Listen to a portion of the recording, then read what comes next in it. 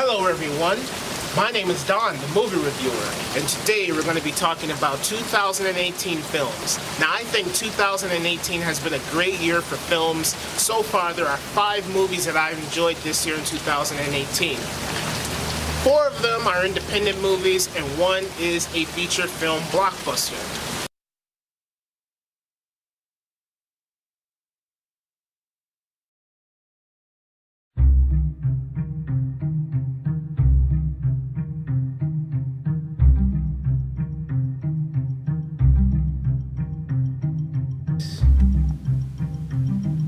Quiet on the set. Me, fuck you. Please stop.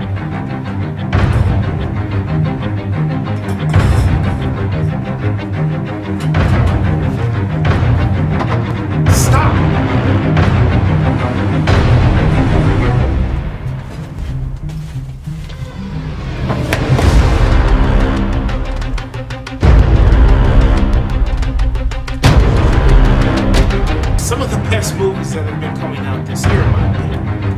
Fucking fly. I swear to God.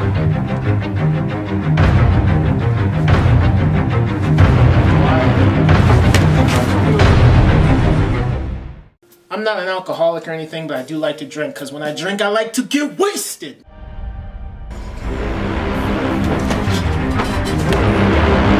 Today, we're going to be talking about something that is not a movie. We're talking about the organic Doritos white cheddar chips. I know this is weird. I've never done anything like this before, but when I saw these, I immediately thought about doing a reaction video to these because I love Doritos. My favorite Doritos are the salsa verde. I think I'm pronouncing that right. If I'm not, I don't care. But you understand what I'm saying. The salsa verde chips are fantastic, and for some reason they don't sell those in the store anymore. The original Doritos are fine.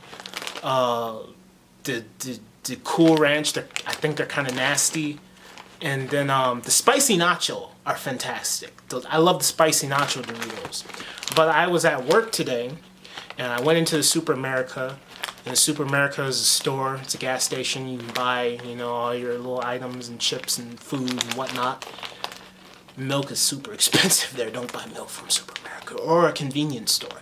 Just go to the grocery store. But anyways, I saw these chips and I was like, I love white cheddar. Like popcorn, white cheddar is my favorite. Regular popcorn, I don't care for it. Like when I go to the movie theater, and I go to the movie theater a lot. I am a religious movie fan. That's why I'm called Don the movie reviewer. But, you know, I don't really like regular popcorn. It's nasty. I love the white cheddar because it has flavor to it. It's just, it has that oomph. You know, it's fantastic. But anyways, let's try these white cheddar Doritos. Look at that right there. Look at that. Get into focus. It's not in focus. It's a bit... There we go. Alright, fantastic. Let's do this. It's a little backwards. First time I've ever tried these. So, let's do this. It smells like Doritos. Alright, here's the chip. Get a look at the texture of the chip. Hold on, let's get into focus. This camera is very slow. Bear with me, ladies and gentlemen. No, I can't quite do it. You suck. But there's the chip. There's the texture of the chip. It looks pretty good. They all look the same. Here we go.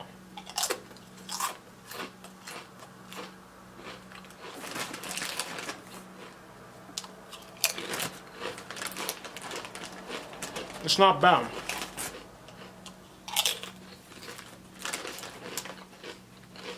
They taste like regular Doritos. Except that they're not as cheap. Excuse me.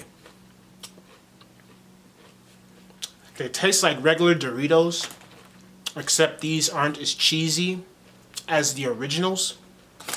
I do taste a hint of white cheddar, but not completely.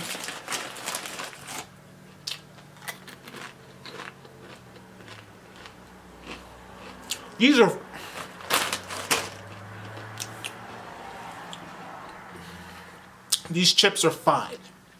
They're fine. These chips here, you can't really see it because it's blurry, stupid camera. These chips are fine. They're not fantastic. They're not great. They barely taste like white cheddar. They're not nasty. They're fine. If I had to choose between these and the salsa verde, I would choose the salsa verde. If I had to choose between these and the spicy nacho, I would choose the spicy nacho. If I had to choose between these and the original Doritos, I choose these. So there you go. I would say a rating of these chips, since I rate movies with a grade, I'd give these like a B minus. There you have it. So I tried these organic chips and they're okay. They're nothing special.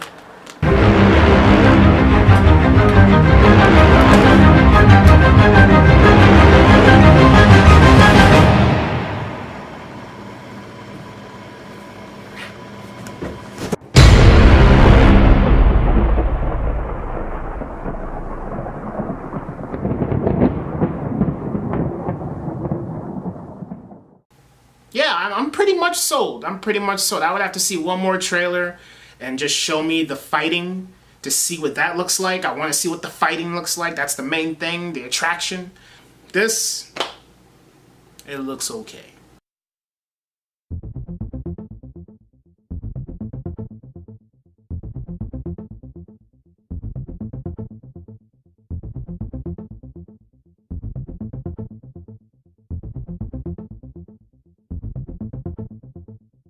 Game Night came out this year, and that stars Jason Bateman and a cast of other actors who are really talented. But I really was surprised by Game Night. I thought Game Night was a fun, kick-ass action flick. I had a good time watching it. I thought the actors gave really good performances, and there's one actor in there in particular who is Discount Matt Damon. He gave a really stellar performance in this movie, because at the beginning, you think that he is one way, but then by the end he's a completely different person. So that was there's a twist in the movie, and I thought it was really well handled, and I did not see it coming. And usually with me, like I always say, it takes a lot for me to laugh at movies, at just anything in general. I'm always laughing at stupid stuff, but in movies, it's kind of difficult because it feels kind of forced. But in Game Night, when I went into the theater, I was like, okay, I hope this is going to be good and funny. The trailers made me chuckle here and there. But I saw the movie and I laughed throughout the entire thing. I liked the story in there. It had some good twists, and it really wasn't predictable at all for me. And I would say that, yeah, Game Night is a theater experience.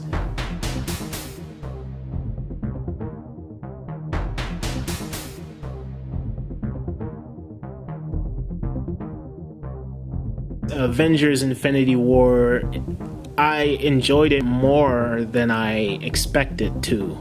I'm not a super huge Marvel fan, but you can say I am a Marvel fanboy because I've seen every single Marvel movie, all of them. I've seen all of them. But I don't like all of them. There are some that I despise. There are some that I love. There are some that I loathe. There are some that I think are decent. So my scale of my emotions towards the Marvel movies are all over the place.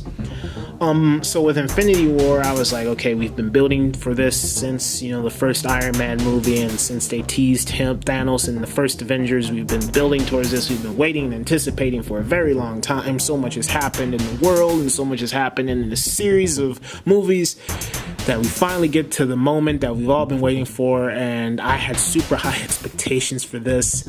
My anticipation for it was through the roof because this is the grand finale. This is the biggest event in movie history, and in the Marvel series. And so I went in there extremely high expectations, and my expectations were met times 10. This can definitely hold me over until the next one, because it does feel like a self-contained movie to where, yes, it is open to like, yes, there's going to be a next one, but at the same time, it feels like if this was it, I'm good with that, and I'm excited about the next chapter in the Infinity War Avengers series. And now a word from our sponsors.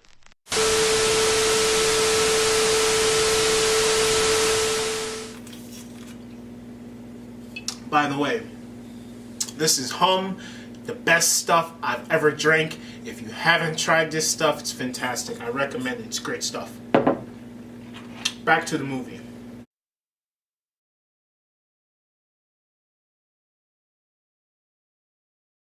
Well, here we go, ladies and gentlemen. These are my favorite drinks. They are called Humm. It's absolutely glorious. It's fantastic, man. We got all the different flavors. I can't wait to try them. Hello, everyone. My name is Don, the movie reviewer, and today we're talking about my favorite drink, Humm. It's absolutely fantastic. And today we are drinking Humm Blueberry Mint Kombucha. Kombucha.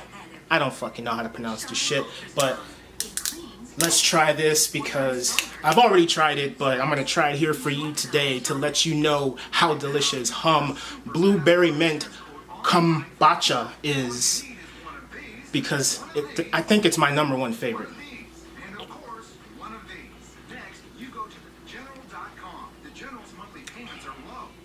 That's my favorite.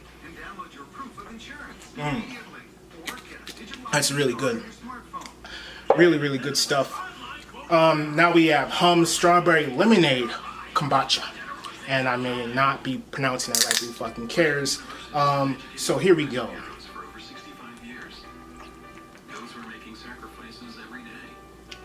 Oh, that's delicious, ladies and gentlemen. That's really good. I like that one too. Let's talk about the ingredients as we are drinking these delicious things called Humm, sold in your local grocery store, Target, wherever the fuck you shop. Who fucking cares? You shop wherever you want. Everyone shops at different stores, and I don't think it's in every store. Maybe at Target. Alright, Humm Mango Passion Fruit Kombucha. USDA, organic. It's organic, contains 8% juice though. But what else is in here? We have organic raw kombucha, filtered water, organic green tea, organic black tea, organic cane sugar, live kombucha cultures, organic juice blend, and it goes on. Juice concentrates of organic apple, organic pear, organic mango, organic pineapple, organic mango pear. I may be wrong on that though. Organic passion fruit flavor, organic flavors, citric acid, organic cane sugar. It looks like an O there instead of an A.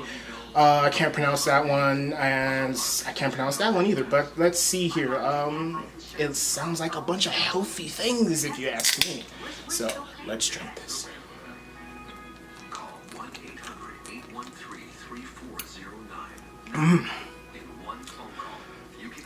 This is good too. This one's fantastic as well. What else we got here? We have Humm Pomegranate Lemonade Kombucha. Here's one thing I will say though. Humm, your drinks are fantastic and they're absolutely delicious and healthy, by the way. But on top of that, you only have 14-ounce bottles. You need to have 2-liter bottles, man.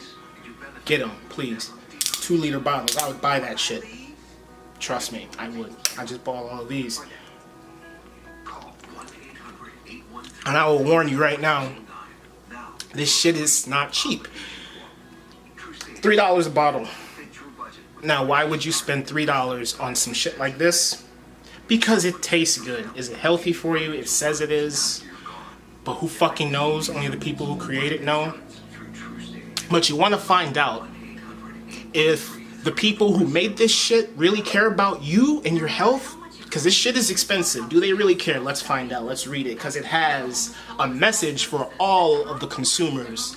And it says, organic raw kombucha with live cultures. I don't know what the fuck that means. Have you ever had a dream so big you had to share it with the world? Since our first batch in Michelle's kitchen, our dream has been to share this yummy, refreshing drink and the love and joy we put into every bottle with the entire world. Cheers from our dreams to yours. That sounds awesome, man. And if you go to their website, it's basic information. Humm Coconut Lime Kombucha. There's only 10 grams of sugar. 10 grams. It's not a lot. Let's try this one. Coconut lime.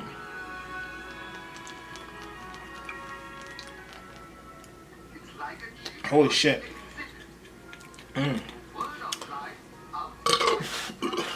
That's pretty good. But now we have to try them with just holding it in our mouth because we have to savor the flavor. You smell it. That doesn't smell like anything. Anyways, it's been 7 minutes of this shit. Get back to the fucking movie reviews!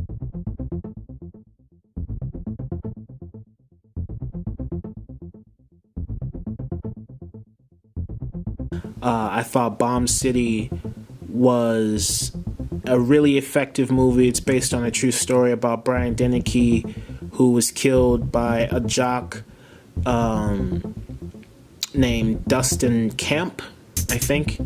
I thought Bomb City, from the director, this is his first feature-length film. I thought it was very effective. It was handled with an extreme amount of detail. The directing in here is gritty, it's dark in its tone. The music is very somber. It has this dreadful feeling through it throughout the entire thing, so it feels depressing, but then there are moments of balance in here with the light where you see Brian, hanging out with his friends and how much of a close relationship they have. Some of his friends getting him in trouble, but how close they are and how well they stick together. And then also it does bring up points about the justice system and society in America as a whole, of how we're quick to judge a person based on their appearance and not who they are as a person, and it seemed like in the movie Brian as a person had a good heart. We see that in the opening scene when he goes to a concert and he talks to this boy and he introduces the boy to this band. We see he has a good heart, we see that he is rebellious, but he's rebellious against the system that tries to conform everybody and create them into what they think they should be, which is the Cody Cates character in the movie, who is, you could say a white-collared person who is the definition of the American standard, is the way the movie portrays him. I wish they would have given Cody Cates' character more to do in the movie. I feel like they didn't show enough of him as far as who he was as a person is in depth as it should have been, where we don't get to see him with his family and how he acts towards his family. Even though even though Cody Cates in the movie committed a horrible act of crime, I'm pretty sure that there are moments in his life where he did do good things, and he did do it for not for self-gratification, but for just because it's the right thing to do, and we don't really get to see any of those moments in the movie. Now, I'm not trying to justify what Dustin Camp did, or Cody Cates in the movie did, but I still, as much balance that the movie has, it also has an unbalanced feeling to it, as to where I feel it gives more a perspective of who Brian was than Cody, to where it does have that balance of showing what the jocks do during their spare time and what the punks do during their spare time, but then not really showing Cody's personal life. It just shows him out when he's in public, and with Brian it shows his personal life, it shows his family. But yes, it's a movie about Brian, but then you're giving me this sense of, these are two different communities, but yet they kind of do the same things and they're treated differently based on their appearance. And it's like, I really just wanted a more in-depth personal view of who Cody was as a person, because there's one scene that confuses me in the movie where Cody, after he runs over Brian, he sits in his car crying, and I'm confused as to why he's crying. Is he crying about running over Brian and I killed a person, or is he crying I just ruined my life, I'm going to prison, I'm sad for myself? That's all I wanted, and so I was confused because it doesn't really give me an in-depth view of who Cody is as a person. But I still enjoyed the movie, like the direction, the performances, the tone, everything in here is fantastic except for that balancing act. But it's a really effective movie, and I enjoyed it. It's in my top 10 right now, and it will be until the end of the year.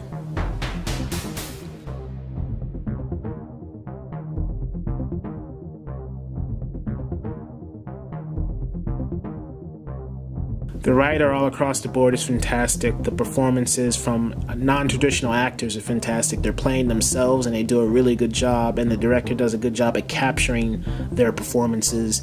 The visual aesthetic to the film, I think, is just breathtakingly gorgeous. Like, the landscape is so beautifully shot that you're immersed in this world, especially at the opening scene of the movie where we get this dream sequence where it feels like a dream and it feels very just like, I could say sensual, so it kind of feels like this guy has he has a super fixation with horses, nothing like, sexual or anything like that. There's no bestiality in here, but it does feel like, because at the very beginning he's dreaming about horses, which I kind of got weirded out by a little bit. But it just gives you the story of his connection to the rodeo and his connection to training horses, and it also shows his lifestyle and his friends and his family, and it goes on to where it can be boring to some, but I enjoyed it so much that it felt like a documentary, but it also felt like a movie. I don't really know how to explain this. I just really enjoyed the writer, and I would say that, in a better explanation, if you've seen Darren Aronofsky's The Wrestler, then I think you will enjoy the writer, because it's pretty much the same kind of narrative with just two different circumstances. But they're pretty much the same movie. So that's what The Writer feels like. It feels like I'm watching Darren Aronofsky's The Wrestler. So if you like that movie, I would definitely give The Writer a shot. It's definitely in my top 10 right now, and it will be until the end of the year. I can guarantee you that.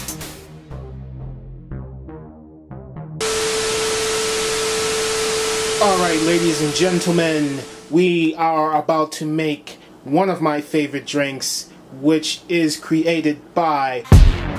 Yeah, it's like the ultimate party flavor, baby, Alright, so we have our basic ingredients here. We have some Malibu coconut rum, which is what you will need to make your Caribou Lou.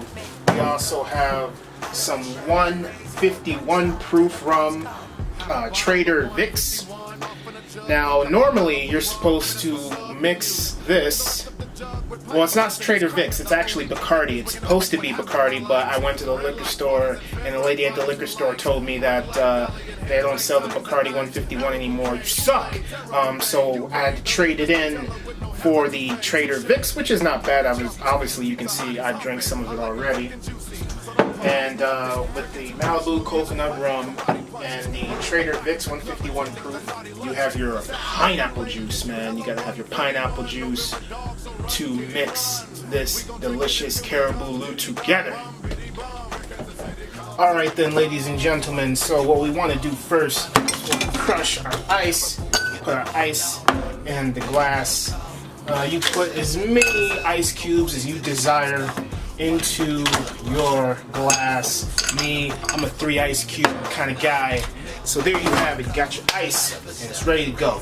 Now, I know that Mr. Tech9 said you're not supposed to put a shot of the 151 proof into the liquor, but me, I like to get wasted. I like strong drinks. People in the bars and stuff, they try to put a full shot of fucking 151 in your cup. You can't do that with a Caribou Lou. This is 151 proof. 75.5% alcohol. Oh my goodness, man. You know what I'm saying? It's like you cannot do that. So it has to be like very small amount of 151.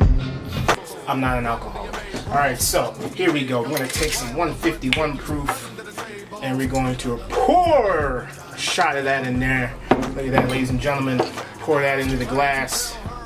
Then we're going to take the Malibu coconut rum. And we're gonna pour a shot of that in the glass. Look at that, ladies and gentlemen. Booyah! And now we have just a little bit of liquor. You don't want too much liquor in there. You want it to taste good and have it sneak up on you later. That's what you want. And then with the pineapple juice, you fill it. You fill the whole thing with pineapple juice. And there you have it. And then if you want, stir it up a little bit. You stir it. And there you have Caribou Lou. You're wasted.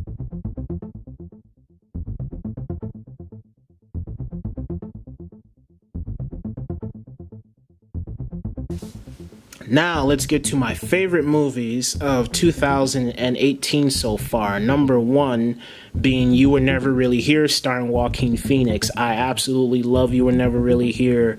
I think it's brilliant in all aspects. Acting, performances all across the board are phenomenal. The music, the score is phenomenal. Cinematography, visuals, tone is phenomenal. The story, for some people say is confusing, and there's an interesting thing where a lot of people are saying that the story in there is two different things. Like, some people are saying that, oh, there's this whole incest thing with his mom, and I don't really see that. I mean, a lot of people keep mentioning the psycho theme being used, not the theme itself, but just like Joaquin Phoenix's character humming the theme around his mother.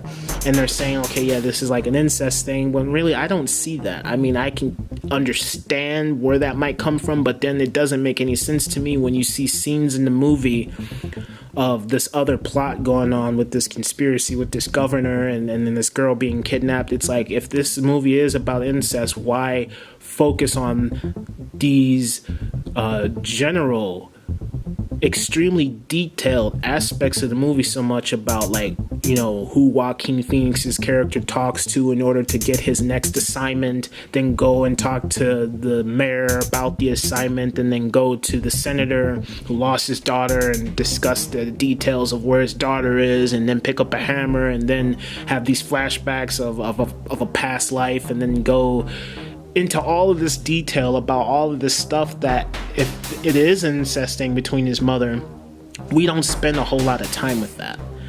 So the whole incest thing makes absolutely no sense to me. You know, wake up. It's a beautiful day.